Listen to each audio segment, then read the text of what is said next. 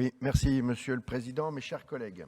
Alors, permettez-moi de commencer mon propos en remerciant au nom des élus du groupe Côte d'Or Terre d'Avenir l'ensemble des services qui ont participé à la rédaction de ce budget dans un contexte particulier que nous connaissons pour notre collectivité et que vous avez évoqué. Nous remercions bien sûr particulièrement la direction générale, la direction financière et la direction des ressources humaines pour le travail fourni. Mais plus largement, nous remercions l'ensemble des agents du conseil départemental pour leur investissement au service des Côtes-d'Oriens et des Côtes-d'Oriennes, et dont le travail est retracé dans le rapport d'activité qui est présenté aujourd'hui. L'engagement en faveur du service public n'est pas toujours valorisé à sa juste valeur dans notre société, alors même, et vous l'avez dit, qu'elle est un des fondements de la République française. Et c'est pourquoi j'ai tenu à commencer mes propos par ces remerciements. Et les continuer aussi, j'en profite, je vais passer des remerciements aux félicitations. Juste simplement féliciter deux Côtes-d'Oriennes, Léna Granvaux et Camille Depuiset, qui vont nous ramener une médaille d'or de championne du monde de handball. Donc voilà, on en profite aussi pour les féliciter. On est très très fiers de ce magnifique résultat pour l'équipe de France de handball. Pour en revenir à cette session, la fin de l'année approche, Monsieur le Président, et je ne doute pas que l'ensemble des élus présents ont hâte de pouvoir fêter dignement les fêtes de fin d'année. Mais avant cela, nous avons en charge d'étudier le budget de notre collectivité 2024. Et vous avez charge à vous de nous convaincre pour voter ce budget.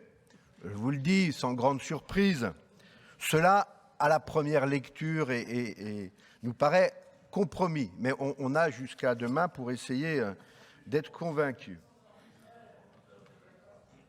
Nous avons, comme toujours, Monsieur le Président, longuement étudié les rapports qui nous sont présentés, afin de préparer au mieux cette session.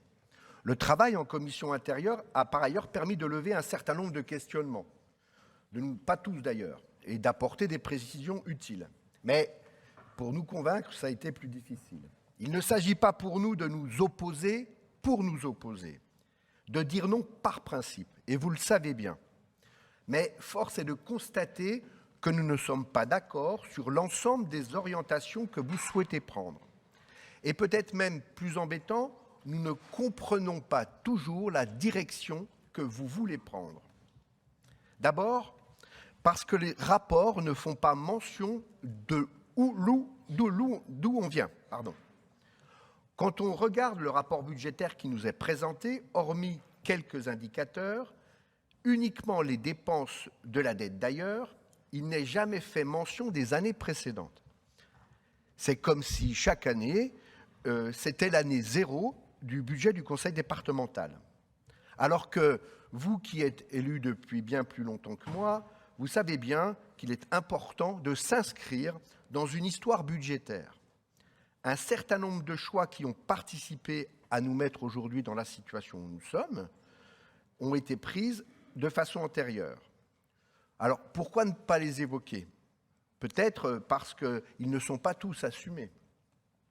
Concernant l'endettement, par exemple, vous appliquez un précepte curieux, consistant à dire que la dette est par essence mauvaise et qu'il faut donc à tout prix se désendetter, quel qu'en soit le contexte.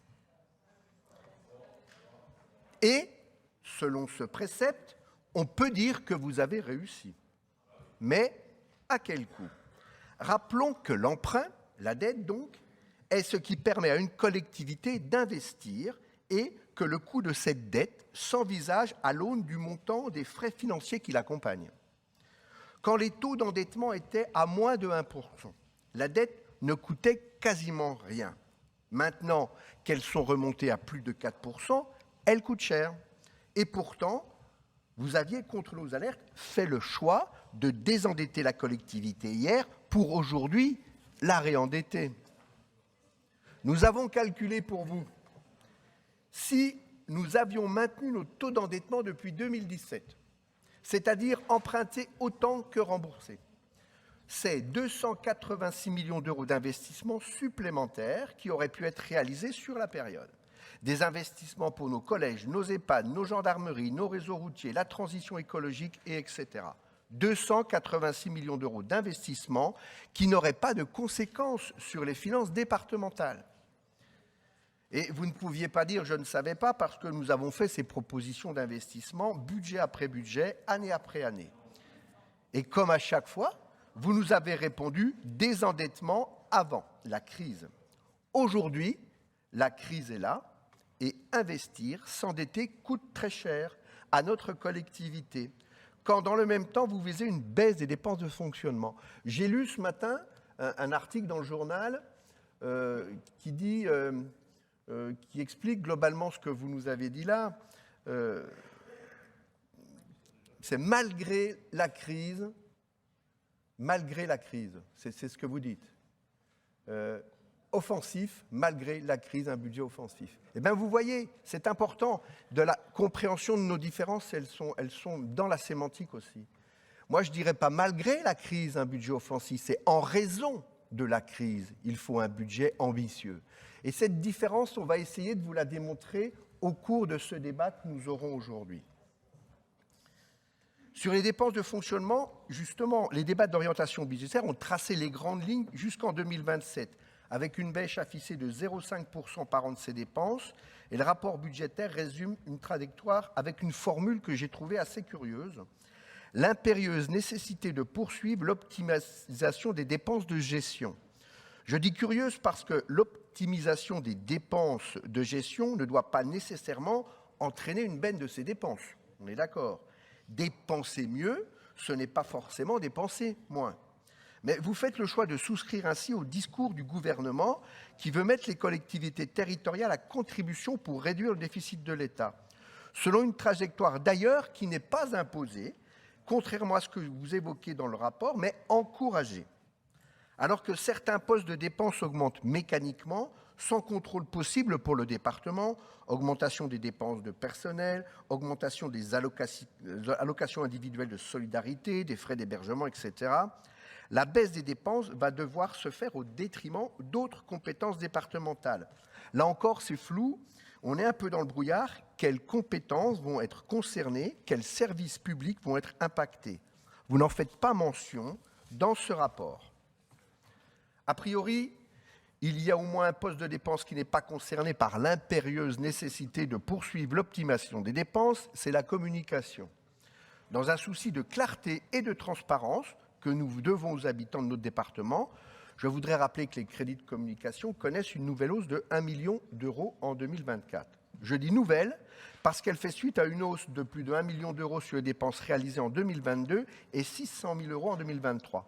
En commission intérieure, il a été indiqué à mon collègue Christophe Lucan que cette nouvelle augmentation s'inscrivait dans le cadre du passage du Tour de France 2024 et des Jeux Olympiques. Certes, nous aurons donc vigilance de voir si, dans les années à suivre, le Tour de France, on l'aura peut-être tous les ans, c'est possible, imaginons. Pour les Jeux Olympiques, j'ai un doute.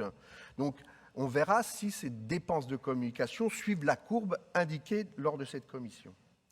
À nouveau, dans un souci de transparence, nous aurions souhaité qu'un rapport détaillant ces dépenses de communication soit inscrit à notre ordre du jour, comme c'était le cas d'ailleurs sous la présidence de votre prédécesseur. En tout état de cause, nous serons, je vous l'ai dit, fort vigilants à l'exécution de ces dépenses et enfin qu'elles doivent diminuer en 2025 si on a bien compris le mécanisme. Je m'arrêterai rapidement sur un autre poste de dépenses en hausse qui a attiré notre attention. Les frais d'affranchissement qui augmentent de 300 000 euros, soit près de 30%. Alors, je sais que le prix du timbre augmente en 2024, mais un ordre de grandeur qui est tout à fait disproportionné. 300 000 courriers envoyés en 2022, 1200 par jour, dont j'imagine une grande part d'ailleurs est signée par votre main. Il y a pourtant matière à optimiser la dépense de gestion dans ce domaine pour les finances du département, mais pour l'impact sur la planète. Je vois que vous avez un peu tiqué sur mes premières prises de parole. Bon. Non, mais je vais quand même essayer de dire il y a aussi des choses qui vont bien. Donc je vais saluer ce qui fonctionne, car il faut aussi savoir le faire. Le plan Marshall souffle sa première bougie et semble être une franche réussite. dans les chiffres comme dans le ressenti des maires de nos cantons.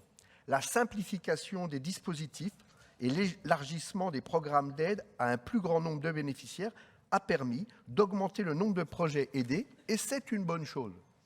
Concernant les investissements, j'ai été critique, je vous l'ai dit, sur la stratégie globale, mais nous saluons la dynamique qui porte des dépenses prévisionnelles d'équipement à plus de 100 millions d'euros, un engagement important pour les entreprises de nos territoires notamment. Nous serons cependant vigilants, comme tous les ans, à ce que l'atterrissage budgétaire de ces investissements soit réussi au moment du compte financier unique. L'histoire nous a montré que le département n'était pas toujours exemplaire quant au taux de réalisation de ces investissements. Bon, je ne serai pas beaucoup plus long, Monsieur le Président, car mes collègues souhaitent intervenir dans la discussion générale au long de ces rapports qui vont nous être présentés aujourd'hui et demain. Vous êtes, je pense, vous l'avez compris, qu'à ce stade, nous ne sommes pas franchement convaincus par le budget que vous nous présentez pour 2024. Vous êtes tributaire d'un contexte financier difficile pour les départements. C'est une réalité, mais aussi de choix budgétaires que vous avez fait pendant ces 15 dernières années. La présentation du budget qui est faite ne nous permet pas de comprendre clairement où vous voulez emmener le département dans les prochaines années. Pas de présentation pluriannuelle synthétique des projets d'investissement du département. Pas de prospective sur les dépenses de fonctionnement d'ici la fin du mandat. Idem pour l'endettement. Une succession de chiffres et de grandes annonces ne constitue pas une politique pour notre département.